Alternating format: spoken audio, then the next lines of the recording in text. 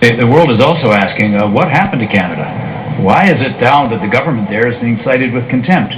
Why is it now being known as a government that is so secretive and won't allow information out for its citizens? Why can't we even have open debates about foreign policy issues instead of having groups and organizations like Kairos, Rights and Democracy, we could go through the list, being shut down? Yours is the most closed administration when it comes to discussing these issues that we've seen in some time. But let me ask you simply this.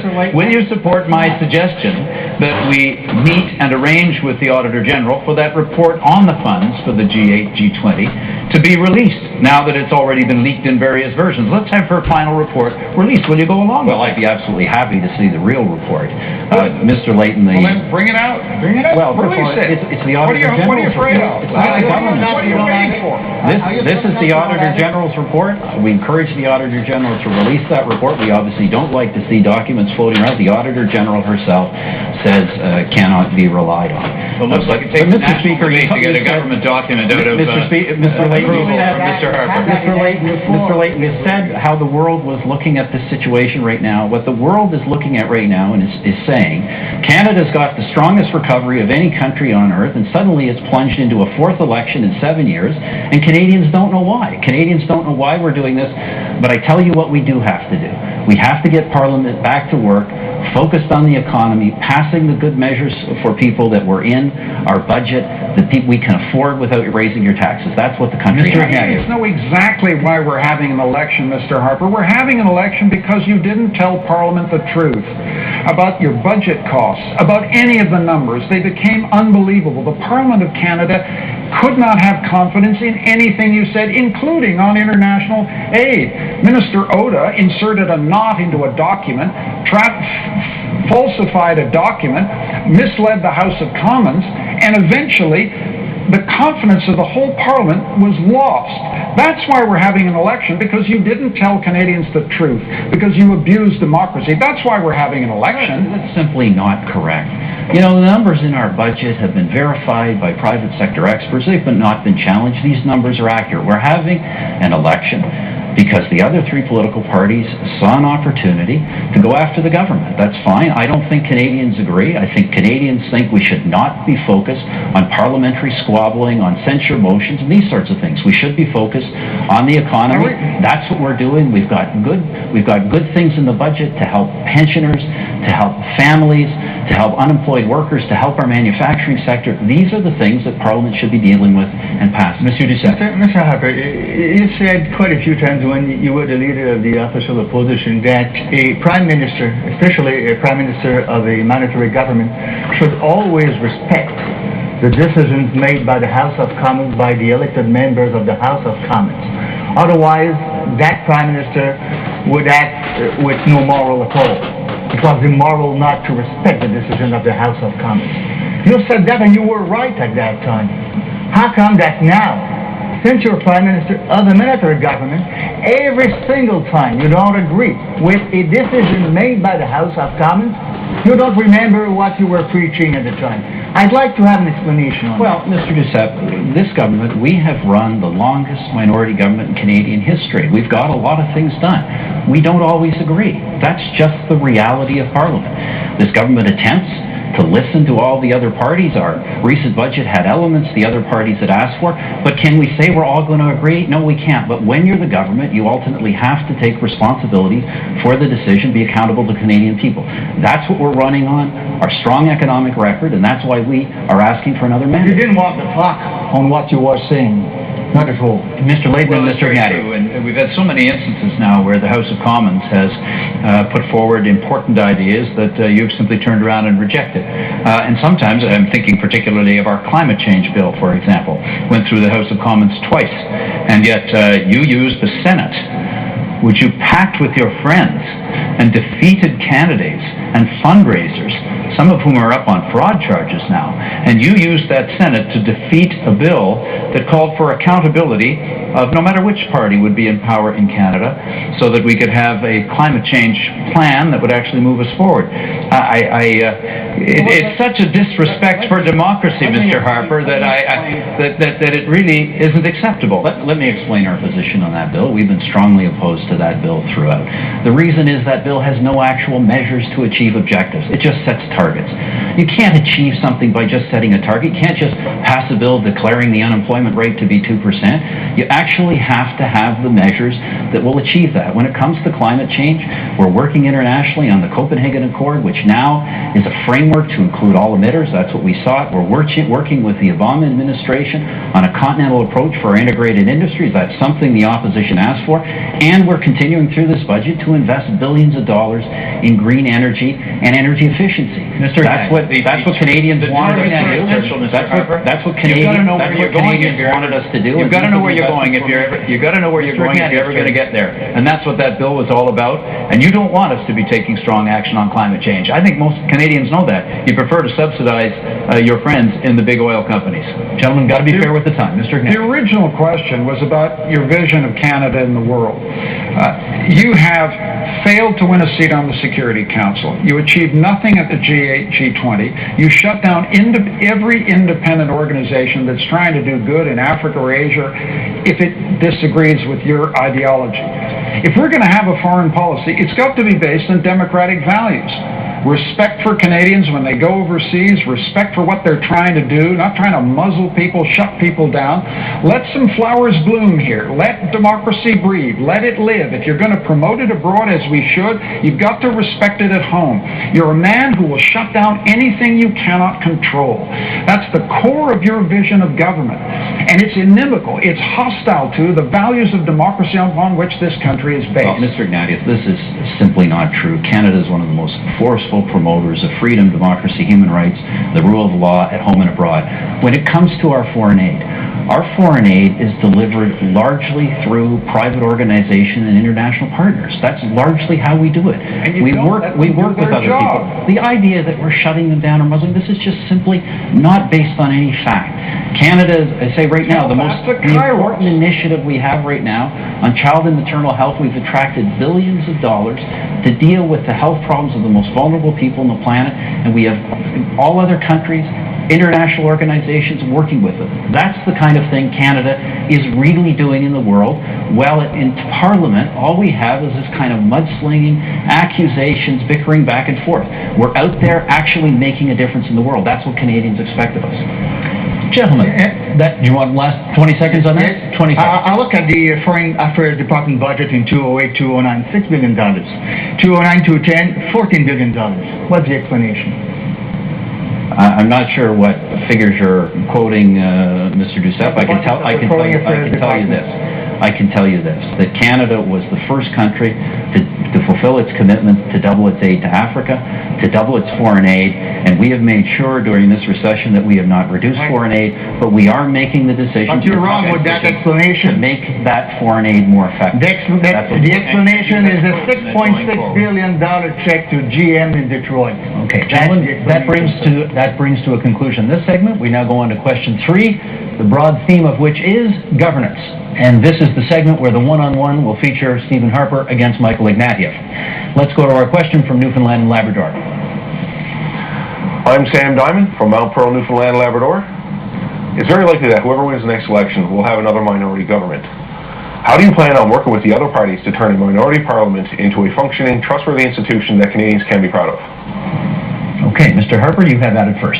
Well, first of all, I think I've been fairly clear in saying I hope that Canadians do elect a majority government. I think this cycle of election after election, minority after minority, is beginning to put some of the country's interests in serious jeopardy. But we will, of course, continue to do what we've done. We've been elected twice as a minority government. We've tried to work with the other parties. I think if you look at our platform and our programs, they reflect ideas that have come from well outside our party. But obviously, in the end, the government must take responsibility for its decisions and must be accountable to Canadians, and that's what we will continue to do. Mr. Ignatieff.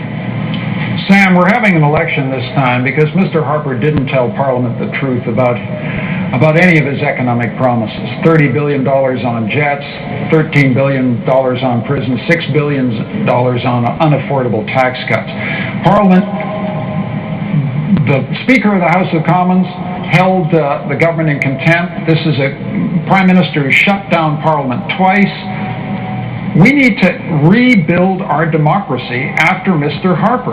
Mr. Harper cannot be trusted with the institutions of our country. It's as simple as that. This is a man who simply will shut down anything he can't control. He shut down Parliament twice. If you're asking me how we rebuild democracy, it means working with other parties, listening to other people's ideas, letting democracy flourish, making sure we listen to Canadians and treat them with respect, instead of replacing this system of continuous, constant control. You two are allowed to have at it now. Yeah, well, I appreciate the opportunity. First of all, everybody should realize the so-called contempt motion Mr. Ignatieff speak of is not a ruling of a court or a ruling of the Speaker. It was simply a case of the other three parties outvoting us. We don't agree with that. We don't agree with that is what Parliament should be focused on. Parliament had before it a budget that contained the next phase of Canada's economic action plan that outlined important benefits for Canadian seniors, for workers, for entrepreneurs, for industry. That budget was well received across the political spectrum, not just by the Canadian Federation of Independent Business, the Federation of Canadian Municipalities, even the Canadian Labour Congress. That's what Parliament should be working on. It is unfortunate we're at that stage, but that's where we're at today. And if we have a minority government, my fear is we will go through a fifth election and a sixth election. I think at some point Canadians have to make a decision. We believe we're on the right track. We're asking Canadians for a clear majority so we can get on with the nation's business and focus on the economy. But Mr. Harper, you haven't earned a majority. Majorities are things you earn when you earn the trust of the Canadian people. And you haven't earned the trust of the Canadian people because you don't trust the Canadian people. Why, just 2 weeks ago at a meeting in London, you threw somebody out of your meetings because you didn't like what was on their Facebook page. There was a veteran who wanted to get into one of your meetings and you tossed them out because you thought, oh my God, he might ask me a difficult question. I mean, this isn't strong leadership, Mr. Harper. This is weak leadership. What are you afraid of? Why are you afraid of the Canadian people? We need a leader here who respects Canadian people, renews Canadian democracy, answers tough questions when he's put to it by the Canadian people. What are you afraid of? Why are you displaying this kind of persistent process of controlling what you can't shut down? That I've gone across this country, not just during campaigns, to meet regularly with Canadians from all walks of life. That's one of the reasons, as a minority government, we've been able to stay in office, because we stayed connected with Canadians, with their real challenges and their real needs. And I don't think this kind of political bickering, personal attacks back and forth, is frankly going to do anything for Canadians. What we need to do is lay out where we're going to take the economy. That's what this government's done. We're on the right track. Let's move forward. And in terms of trust, I trust the Canadian people. They've elected us twice. If they don't elect us, I will accept that judgment. But we trust the Canadian people's judgment. We ask them to take a look at all the platforms and parties and ask themselves, are these things really affordable? And do we want to stay on a low-tax economic track or go into a high-tax one? Mr. Ignatieff. You trust the Canadian people so little that when you didn't like something on some young person's Facebook, you tossed them out of their meeting. When a veteran wants to ask you a tough question, you make sure he doesn't get into the hole. What kind of respect is that? You've got to walk the walk here, Mr. Harper, and you haven't. You've shut down Parliament twice. You've been found in contempt of Parliament by the Speaker of the House of Commons twice. You keep talking about Parliament as if it's this little debating society that's a pesky interference in your rule of the country. It's not. It's the Parliament of the people of Canada, and they found you in contempt. And you're the first Prime Minister in the history of Canada for that to happen to. So you explain that to the Canadian people, will you? That's why we're having an election. Canadians will make a judgment as to whether that action by your three parties was valid, or whether what we should have been doing was focusing on the economy. Fact of the matter is this, as I say, this government has held more consultations with Canadians all across the country than any other government in history. That's how we stay connected to Canadians. We listen to Canadians. We also listen to Parliament. Parliament is where we got our mandate because we won the most seats in a national election, and obviously it's up to Canadians to decide whether to renew that mandate. Last word in the one-on-one to Mr. Ignatieff. You don't listen to Parliament. You didn't tell Parliament the truth. For 6 months, we asked, where are the numbers to justify your budget choices? It doesn't get more basic than that. That's what they put us in Parliament to do, to hold you to account. You stiffed Parliament, Mr. Harper, and that's why your government lost confidence. That's why we're having an election. And it's time you showed some respect for the basic institutions of the country. Well, Mr. Ignatieff, the contrary is the fact. We gave all that information to Parliament. Nonsense. We gave it all. And then what Parliament demanded was more documents because they said the information wasn't correct. So then we gave more documents which verified the information we had. I understand Parliament's at a stage where the opposition's not willing to take yes for an answer. That's why we're in an election campaign. What matters to people now is not the bickering that goes on in Parliament. It's our ability to focus on what matters to them. And what matters to them is the economy. We've got important, affordable measures. I've got to jump in here, make sure we stay on time. We gave you first word in the one-on-one. You've got to get the last word in the one-on-one, then Mr. Layton. You keep using this word bickering. This isn't bickering, Mr. Harper. This is democracy. This is a debate. It's not some pesky little irrelevance that gets in the way of your power. This is how democracy works. I ask questions. I hold you accountable. It isn't bickering. This is what democracy is about. It's about time you respected it. Jack Layton. Well, I think people are seeing an example of what's broken in Ottawa here. Pretty plain for all to see. But the question from Sam, I think, was a very valid question. He said, can parties work together on our behalf? I'll bet every Canadian thinks that we ought to be working together on their behalf. And I believe that's exactly what we should be doing. Mr. Harper thinks that working together is somehow a bad thing. He tries to vilify it and call us names for even suggesting the idea. And I just think that's completely unacceptable. That's obviously not correct. One of the reasons the government has stayed in office for 5 years as a minority is we have found partners on various measures, all the various measures we brought forward. For the first time, this time, all three parties have decided they want to defeat the government. That's their prerogative. That's why we're before the Canadian people. But I think the government's record of running a stable minority in this country is pretty clear, and also leading the country through a very difficult economic time in a way that's creating jobs for Canadians. And what we're asking for Canadians is to give us a mandate to keep doing that. Well, actually, if you say that 5 years, the explanation is that for a long period of time the Liberals didn't want an election. This was the reason why. But the question was good. How can we work together? I'm telling you that the Bloc Quebecois was never judging a proposal based on who made it.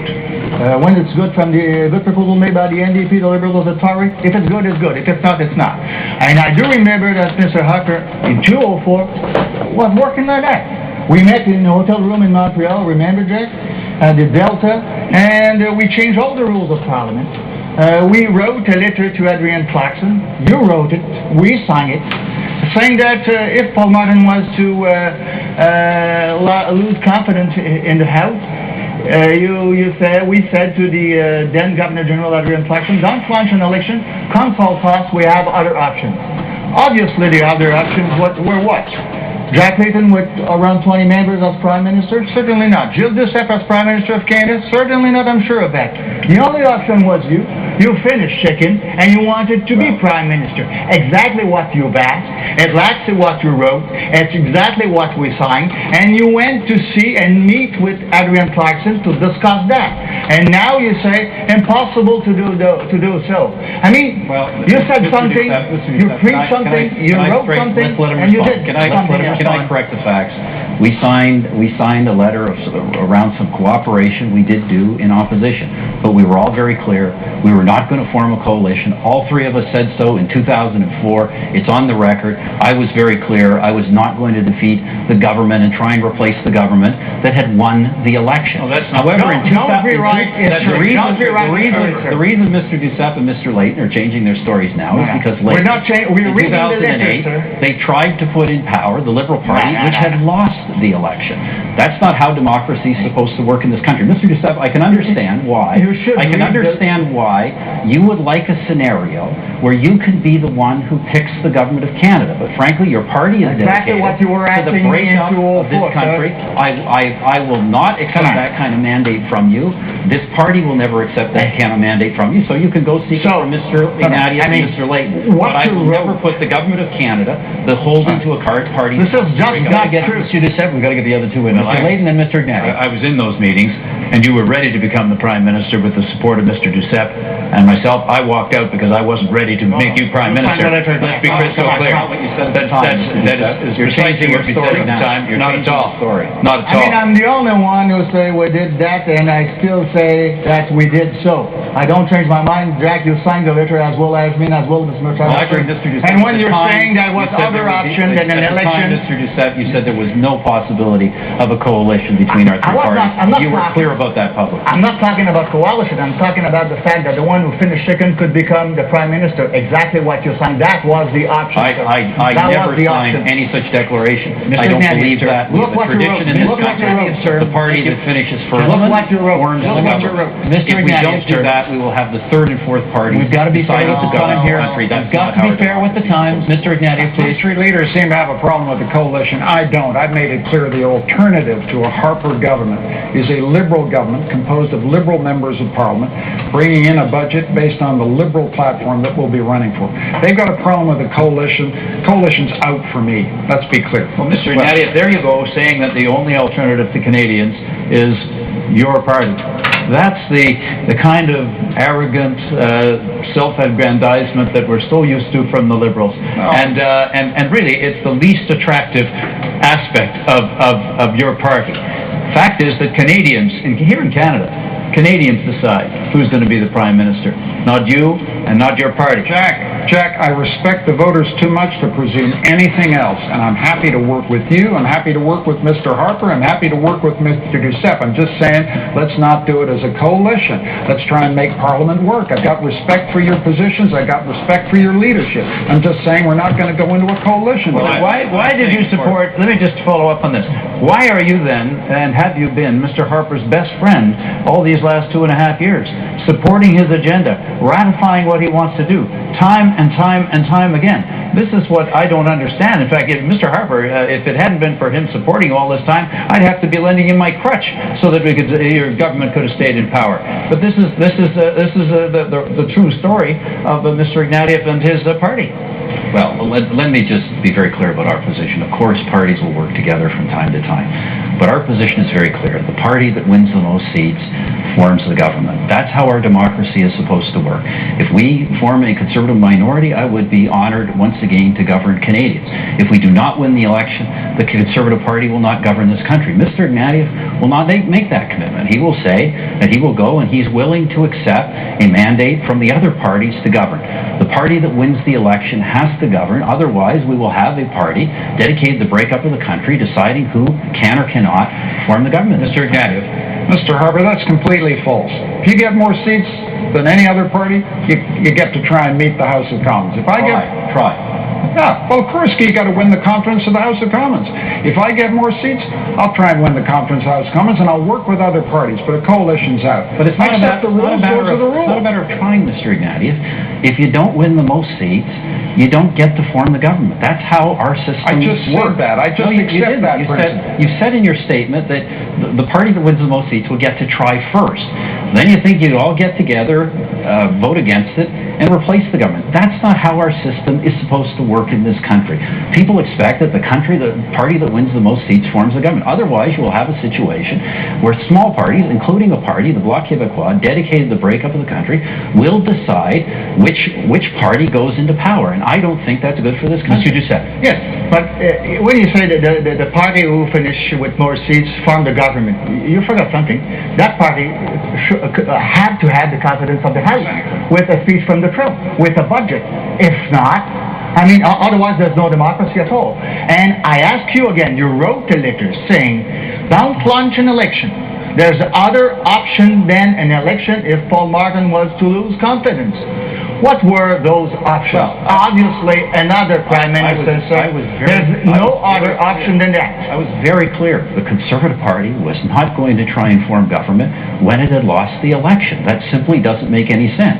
We seek to get a mandate from the Canadian people. We didn't get it in 2004. We got it in 2006, and we got it in 2008. And I hope we'll have it again. And I hope this time, I'm being quite frank, I hope it is a majority, because otherwise, you look at the debate we're having today, you can see we will be into a fifth election in no time at all. And I'm worried that, quite frankly, this country at some point, we're going to lose our focus on the economy, start raising taxes, start doing things that are not good for the long-run interest of the country, just because of the short-run politics of a minority party. Jack Layton, what Mr. Harper's saying here, he's ready to accept that were he to get a majority, and I'm doing everything I can to stop it, because I'd like to lead this country, despite what Mr. Ignatieff says. But he could possibly do it with significantly less than 50% of Canadians supporting him. That's undemocratic. We need to change our electoral system. There's something wrong with the system that when a party, the Bloc Quebecois, we'll pick that example, has 1.3 million votes and gets 50 seats in the House, and we've got the Green Party that gets 900,000 votes, not that far behind the Bloc, they get 0 seats. It's time that we had proportional representation in this country so that we had a proper representation of everybody's point of view when it comes to that House of Commons. And by the way, while we're at it, let's stop the undemocratic Senate from doing what it does, and it should be abolished in our opinion, wasteful and expensive and a repository for political friends. Let's get rid of it, and let's test the Canadian people on that one. Let's really fix what's wrong in Ottawa. Let me address that question, because I understand. Mr. Harper, hang on a sec. I got to be even with the time here. Mr. Ignatieff, you get to respond here. The key issue is whether you can trust a politician with democratic authority. You're a Prime Minister who shut down Parliament twice. You were twice ruled against by the Speaker of the House of Commons. You lost the confidence of the House of Commons because you were found in contempt, because you didn't tell the House of Commons the truth. You're walking around now trying to claim the right to a majority. You haven't earned the right to a majority because you don't respect our democratic institutions. We've got to find a leader strong enough to live and accept and welcome democratic freedom in this country instead of trying to shut it down. Well, Mr. Ignatieff, I know what your attacks are on this government. I simply don't accept the truth of those attacks. This government has governed through difficult times, through 5 years of minority government. We couldn't do that unless we respected Parliament, unless we respected the democratic process. We have a strong record on that. And what we are asking in an election we didn't want, in an election Canadians didn't want, we're asking Canadians to make the decision. Do you want to have this kind of bickering? Do you want to have another election in 2 years? Or do you want bickering? This is a debate, Mr. Harper. This is democracy. We have before Parliament measures to help our most vulnerable senior citizens, measure to give credits, tax credits to families for arts programs, to help to extend work sharing, which is save the jobs of 300,000 workers, measures to help our manufacturing sector. Once again, that's what we want. 20 seconds left in this segment, Mr. Layton. That's the mandate. Well, Mr. Layton, I have to pick up on something Mr. Ignatieff said. He said before you have to walk the walk and you have to be a strong leader and respect Parliament. I've got to ask you then, why do you have the worst attendance record in the House of Commons of any member of Parliament? If you want to be Prime Minister, you better learn how to be a member of Parliament first. Most Canadians, if they don't show up for work, they don't get a promotion. Mr. Layton, I don't surrender to anybody in my respect for the institution of Parliament and my obligation to the people who put me there. So don't give me lessons about respect for democracy. Well, Don't give me lessons when I was there standing up to Mr. Harper and voting against his policies, and you weren't in the chamber? You missed 70% of the votes. I think you need to understand a little bit more about how our democracy works. That's my only point. But Mr. Layton, if I can... Hang on, Mr. Ignatieff's got one last word on this, and we got to move on, or we're going to get way behind. 20 seconds to respond, please. The key question here is to get a government that respects democracy, that respects Parliament, that respects citizens. You haven't earned a majority. You haven't even earned a minority. The question is, who's going to replace you, Mr. Harper? It's going to be, in my view, seeking the support for a Liberal government enacting Liberal policies. Okay, that's it. Gentlemen, I got to move on. Question 4 is about immigration and multiculturalism. Monsieur Duceppe, you have a one-on-one with Mr. Layton in this segment. Monsieur Duceppe gets the first response, and we go here to Montreal for the next tape. Go ahead.